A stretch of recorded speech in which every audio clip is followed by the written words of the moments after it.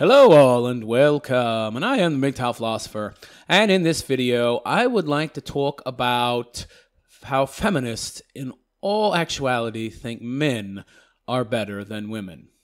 Now you may think this is contradictory to what the supposed message of feminism is, that being equality. However, anyone who's looked beyond the dogmatic surface teachings of feminism will see that it's all about superiority, and that to achieve that, women have chosen to adopt masculinity to do so.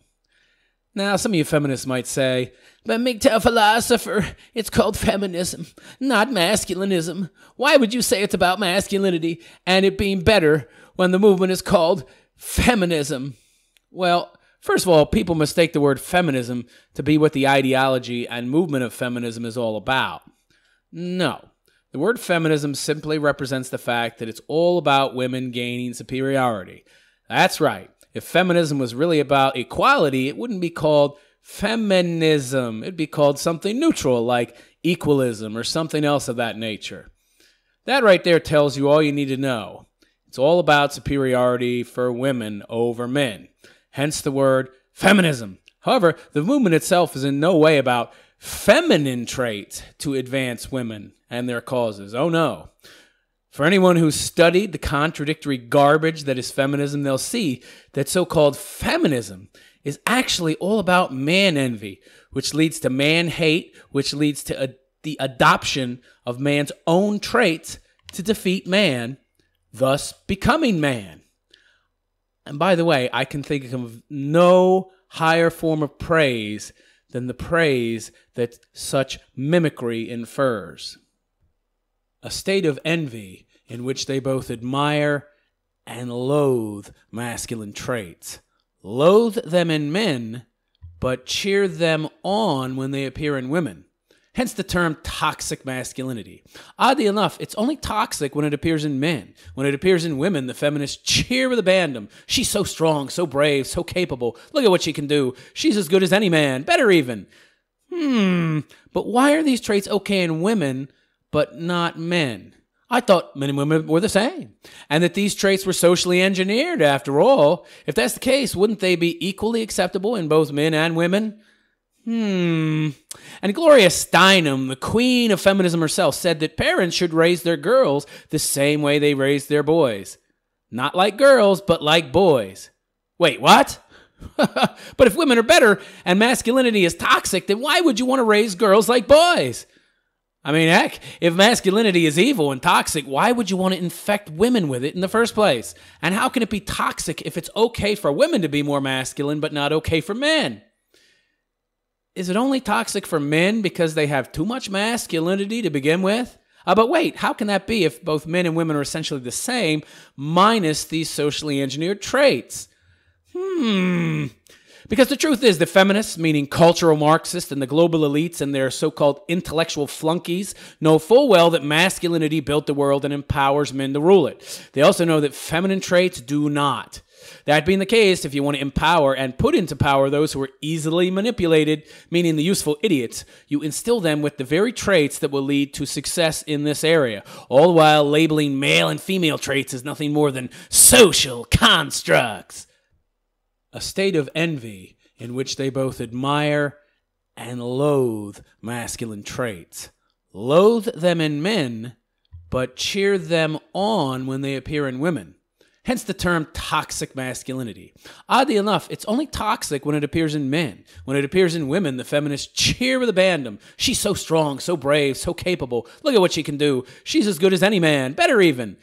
But why are these traits okay in women, but not men? I thought men and women were the same, and that these traits were socially engineered after all. If that's the case, wouldn't they be equally acceptable in both men and women? And Gloria Steinem, the queen of feminism herself, said that parents should raise their girls the same way they raise their boys. Not like girls, but like boys. Wait, what? But if women are better and masculinity is toxic, then why would you want to raise girls like boys? I mean, heck, if masculinity is evil and toxic, why would you want to infect women with it in the first place? And how can it be toxic if it's okay for women to be more masculine, but not okay for men? Is it only toxic for men because they have too much masculinity to begin with? But wait, how can that be if both men and women are essentially the same, minus these socially engineered traits? Because the truth is, the feminists, meaning cultural Marxists, and the global elites and their so-called intellectual flunkies, know full well that masculinity built the world and empowers men to rule it. They also know that feminine traits do not. That being the case, if you want to empower and put into power those who are easily manipulated, meaning the useful idiots, you instill them with the very traits that will lead to success in this area, all while labeling male and female traits as nothing more than social constructs. In this way, you can use relativism and the negative philosophy that the Frankfurt School is so well known for and turn everything on its head. Yes, reality is relative. Words have no meaning, except when they do, which is when they say what we want them to say, and everything else is open to interpretation. Okay, gotcha. Yes, black is white, up is down. Male and female traits are nothing more than societal constructs and stereotypical in nature. That being the case, such traits are interchangeable between men and women, except, of course, we don't want men having masculine traits, because in them, they're toxic, even though men and women are supposedly equal, meaning the same. Okay. With a concentrated propaganda campaign funded by the U.S. government through the CIA, the message that gender roles were and are nothing more than social constructs was spread throughout the country via media and education. Now, several generations later, such nonsense has been accepted as fact. Yes, men only act the way men do because of social engineering. It's just how they were taught to be. Funny how with the seeming majority of kids being raised by single mothers or with fathers in the picture who are feminized, and after several generations of this indoctrination, that men are still showing signs of this so-called toxic masculinity, which is supposedly a social construct, a masculinity that feminists themselves adopt and then label as female empowerment. One wonders how men could still be suffering from masculinity if it's all just a social construct. Regardless, this propaganda effort was enacted with the dual purpose of foisting inferior female traits onto men so as to feminize them, while at the same time foisting masculine traits onto women so as to masculinize them. That's right. The same queen of feminism, Gloria Steinem, who said that we need to raise our girls more like boys, also said that we need to raise our boys more like girls. Yes, such a statement is quite telling, isn't it? Now, if you're a feminist, you may say, but MGTOW philosopher, that's just feminists showing their want for equality. They see that men are too much one way and women are too much another. There's no balance. Men are too manly while women are too girly. Feminists just want to make men and women more equal. Of course, what a person making such a statement missed in the first place is that what he or she is trying to do is no different from the social engineering that he or she claims made men and women unequal in the first place. That being the case, what makes your average feminist think that they would be any better at social engineering than these nebulous, unknown, Stone Age geniuses who cooked everyone up to be such engineered robots without free will of any kind in the first place? Also, why is equality seen as some kind of good thing? All it means is two things are the same or not the same. Can anyone tell me why it's so important that we equalize men and women? Now, of course, a feminist might reply to this by saying something like, men took over the world and wrongly took away women's place in it by placing them into an inferior position and foisted upon her all the traits that favored the doing of tasks that men didn't want to do. Yes, such enviable tasks as cleaning sewers, working on scaffolds, fighting and dying in wars to the point where in the ancient world it was 2/3 women and 1/3 men in regards to population makeup. Then you had the plowing of the fields, endless hours of hunting, yada, yada, yada, etc., etc., etc. Yeah, men sure picked the best traits for themselves and gave you, the poor women, the less enviable leftover traits. Traits which, by the way, were better suited to you women for some unknown reason. No, such roles couldn't have been based on inherent traits. It was all social engineering, right? Yeah, those ancient humans were such sophisticated beings, weren't they? They assigned the gender roles to men and women that just so happened to fit them the best. But women could just as easily have been assigned men's roles, and humankind would have done just as well. Right? Because men and women are equal, don't you know? And both can do whatever the other can do equally well. Yeah, right.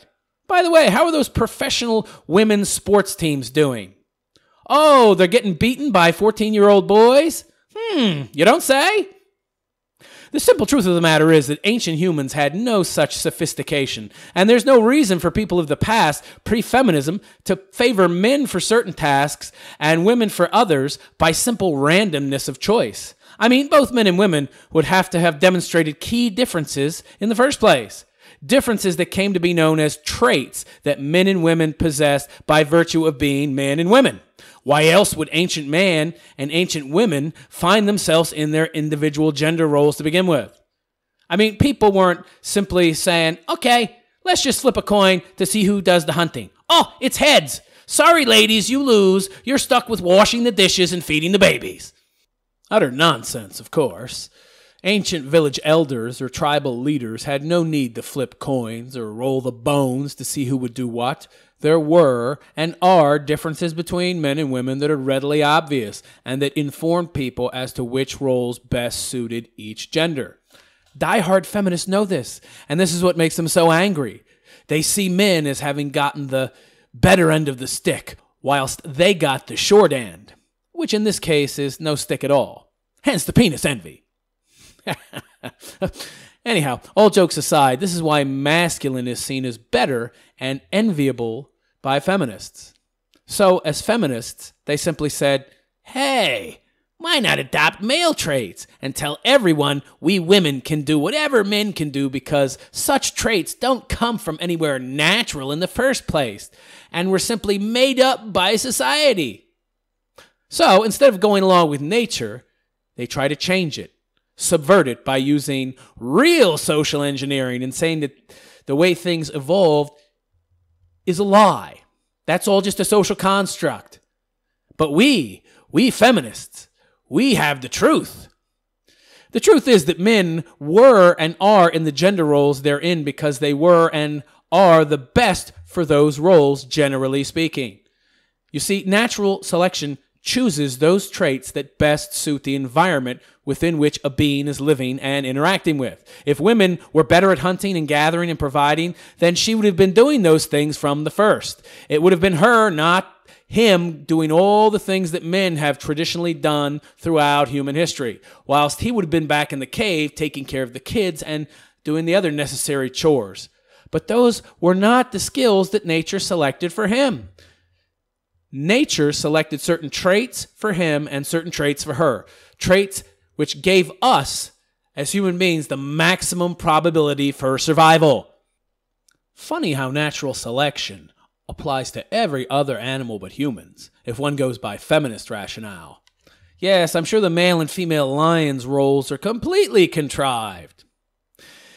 And it's this reality of natural selection that feminists really hate. They hate that men had skills that seemingly allowed them to dominate. Notice I said seemingly, because the truth is that women have always had equal power to men. Essentially, they've always been the power behind the throne, the voice whispering in the king's ear. And lest you forget, men were out there working themselves to death for the so-called oppressed woman and her children. Everything he was doing was to protect and provide for her. To think that she had anything less than equal power in most cases is to admit you know nothing about how women are in reality, meaning that you've never lived with one. In truth, she wielded tremendous power, and nowadays she wields overwhelming power. Power she believes that men once had. Yes, power that was granted to us by the evil but oh so delicious masculinity that's so toxic for us men. A toxicity that they embrace and feed to their daughters as early as possible, but not to their sons. Oh no, because men are evil. They're more evil than women and are prone to misuse such traits as masculinity. And yet men and women are supposed to be the same and equal minus these traits. Wait, say what? So what feminists are saying is this: raise your daughters to be more like your sons, and raise your sons to be more like your daughters. Socially engineer women to be more like men, and socially engineer men to be more like women. Words have power, so the left, meaning feminists, like to change the meanings of words until you can't see the truth of things. Then they label masculinity as toxic and command men to do away with it. At the same time, they declare female empowerment. Do you see where this is going? No, I won't be consigned to a house to breastfeed a baby and vacuum floors and wash some man's clothes. Oh no, I want more. I want more than to be a baby machine and a cooker of food. I deserve better than this. I want what he has. Yes, the grass is always greener on the other side, isn't it? Sadly, what she fails to realize is that he was no more free than her, and that nature had consigned him to his role as well. No patriarchy at work there, unless the patriarchy is none other than Mother Nature, in which case you'd have to very rightly call it Father Nature. Oh no, but we can't do that. That would be sexist. Regardless, women do indeed resent their natural roles in life, and they blame men, as usual, for those roles, and some non-existent patriarchy for putting them in those roles. Yes, men have the supposed enviable roles. Oh, and by the way, you don't envy that which is inferior. And now here we are, in the 21st century, with a workforce that is more women than men, and women have never been more unhappy than they are today. Yet they don't seem to know why. Of course it's men's fault, somehow. Women have had penis envy from the very start. It's only now, in our decadent and safe world, that they can safely act out their envy in the form of hate and very real oppression against men. I say act out because it's just that. Play acting. Pretending. It'll last about as long as the government has other people's money to give women so as to ensure their votes. Once that gravy train dries up, the fantasy of female empowerment and them being equal to men will come to an end. Women know deep down that men are superior. They shout it for all the world to hear by their mimicry. They dress more and more like men as time passes. They act more like men. They've become whores, believing that men sleep with many women because of some special privilege. So why can't they do the same as a man? They cast aside their female gender roles in favor of male ones, and the list just goes on and on and on. And all of this adopting of male traits, it's of course okay, because there's no such thing as male and female behavior, right? It's all subjective, don't you know? So everything is permissible, except for men acting masculine, of course, because that's toxic. Only women can act that way. Then it's fine. It's good for women, but bad for men. Don't ever believe for 1 second that women hate masculinity. They love it. Love it. They just rename it when they use it for their own purposes. It's bad for men simply because masculine traits allow men to compete with women, and women don't want that competition. All this BS about toxic masculinity is nothing more than brainwashing to make men less manly and more afraid to engage in actions that could make them a threat to female dominance. Does any of this sound like the actions of someone who values femininity over masculinity in regards to women? Or does it sound like someone who has very rightly concluded that the masculine is superior? I'll let you come to your own conclusions on that one. Anyhow, please like, subscribe, and donate to my Patreon. As little as $1 a month will help me to make more of this original content for you. You'll find a link in the description of this video and in the last 20 seconds. I am the MGTOW philosopher, and I wish you a good day. Take care.